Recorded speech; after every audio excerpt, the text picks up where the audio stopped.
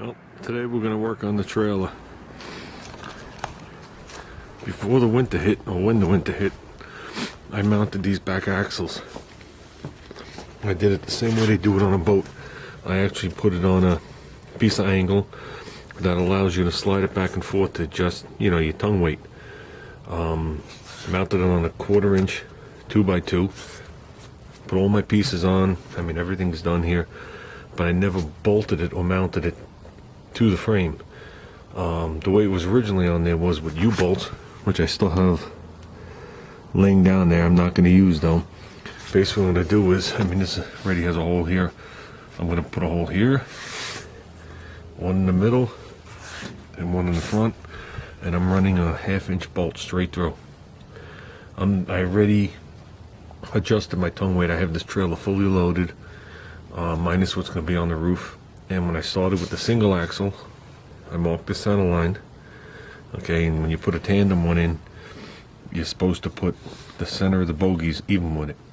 So basically what I did was I slid the whole setup forward 1 inch. And when I started, I had 195 pound tongue weight. Now I have 165. And which is about right, because in the trailer right now I have a little over 1,500 pounds total with the weight of the trailer. So you like to keep it at about 10%, and I don't want to overweight the cars I'm pulling with either.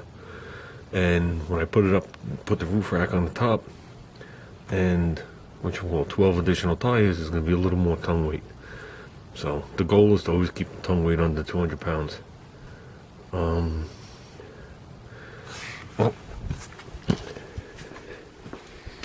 I ran to Sears just now, and I bought the bolts, 1/2 inch. These are 3.5 inches long, lock nuts. So I got 6 bolts, 6 lock nuts, 12 washers, and I bought 8 3/8 leg bolts for something else. Okay, I just found out today, they just posted it, that the Sears by me is going out of business. So for all this stuff, I wound up paying $1.85 with tax, which is good and bad. It's bad because Sears is going out of business and they have a better bolt selection than the Home Depot. And they're a lot cheaper than my local hardware store, but my local hardware store has everything. And it makes me want to go back and just buy a bunch of bolts to have them in stock, which I might later on. But for now, I'm going to get these things mounted, then I'm going to play with the fenders, the trailer, because I have 2 different axles. Well, I bought 2 different axles at 2 different times. I have 4 fenders instead of 2 long ones.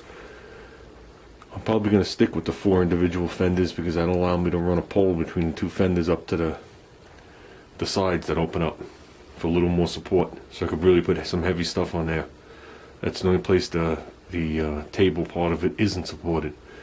If I hook the 2 fenders together and make one out of them, the angle coming up will be almost horizontal. So this way I can go down, because if I do it the other way, it'll mount like here. This way I go all the way down with my bracket to here and come up, and that's a big distance because this is 12 inches and then the frame's 3 inches. Then you're talking like another 16 inches. I can have an angle on it. So with that, let me get started. Okay, there's 1, there's 2, and there's 3. I don't think I'm ripping out 6 1/2 inch bolts. I got a washer on the back side with a lock nut. I still got to tighten it all down, as well as with some of these suspension bolts are all loose. And I'll run a bead of sealer on here, keep it from filling up like the last one did. The pock mark's only right here. That was solid as can be in there. Said this is 1/4 inch. The frame's 1/8 inch. I said I don't think this is going anywhere, especially with what I'm putting in it. And we got 4,000 pounds worth of axles here on a trailer that on its best day is going to weigh 1,700 pounds. So now we just got to go around